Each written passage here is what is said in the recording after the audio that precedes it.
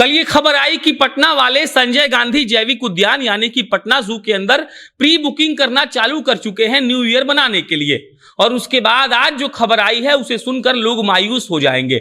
हालांकि हमको निजी तौर पर यह लगता है कि लोगों को मायूस नहीं होना चाहिए, क्योंकि जो हुआ है वो आपके ही भलाई के लिए और आपकी ही सुरक्षा के मद्देनजर सरकार ने यह फैसला लिया है।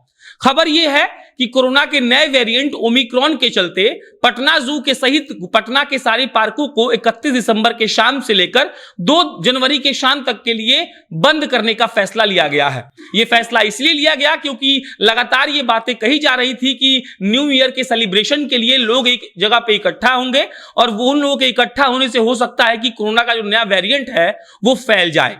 हालांकि एक अच्छी खबर ये अभी तक बिहार से यह है कि ओमिक्रॉन का एक भी केस सामने नहीं आया है।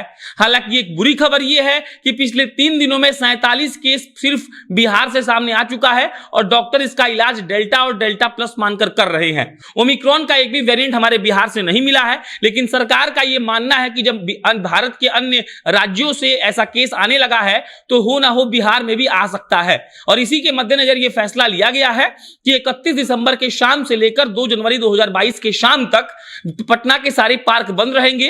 कोई भी आदमी जाकर वहां साल के आखिरी दिन का और नए साल के पहले दिन का सेलिब्रेशन नहीं कर सकता है। और इसके साथ ये खबर आई है कि गृह विभाग ने ये फैसला लिया था जानबूझकर, क्योंकि लोग अगर इकट्ठा होते तो वहां पर ज्यादा जमावड़ा होता और जमावड़ा में ये चांसेस बढ़ जाते हैं कि आपको जो कोरोना का नया वेरिएंट है ओमिक्रॉन वो फैल जाए।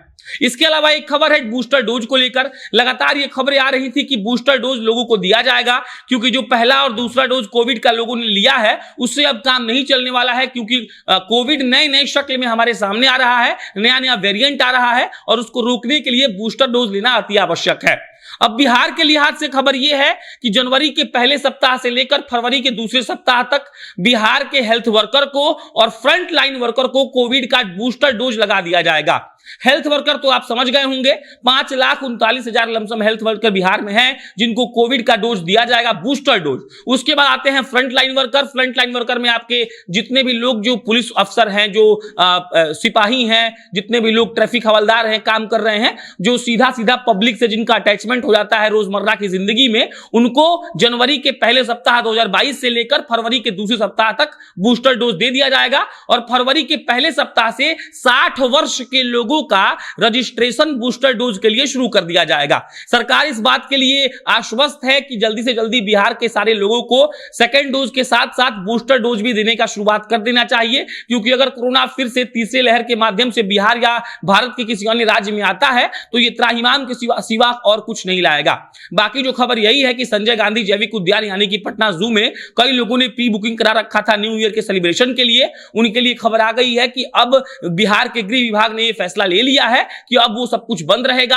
आप न्यू ईयर अपने घर में मनाइए। बहरहाल दिल्ली और अन्य बड़े शहरों में ऐसा किया गया है, कई जगह तो नाइट कर्फ्यू लगा दिया गया है। इस पर कई सवाल उठ रहे हैं, लेकिन कोरोना के नए वेरिएंट ओमिक्रॉन के लिहाज से अगर माना जाए तो ये बिल्कुल सही फैसला है, क्योंकि अगर लोगों का जमावड़ा न्यू ईयर या फिर किसी भी सेलिब्रेशन के लिए एक जगह पर होता है, वहां पर उनका फिजिकल टच होता है, तो जाहिर सी बात है कि कोरोना का जो नया वेरिएंट है ओमिक्रॉन वो बहुत तेजी से फैलेगा और अगर तीसरा लहर आएगा तो वो बहुत भयावह रूप लेगा। तो कायदे से बिहार की सरकार ने बढ़िया फैसला लिया है। और उसके साथ जो बूस्टर डोज की खबर है वो भी सुखद है कि जनवरी के पहले सप्ताह से लेकर फरवरी के दूसरे सप्ताह तक जो फ्रंट लाइन वर्कर है, जो हेल्थ वर्कर है, उनको दे दिया जाएगा। और उसके बाद 60 साल से जो अधिक लोग हैं पहले उनको बूस्टर डोज दिया जाएगा और उसके बाद क्रमबद्ध तरीके से सारे लोगों को बूस्टर डोज दिया जाएगा।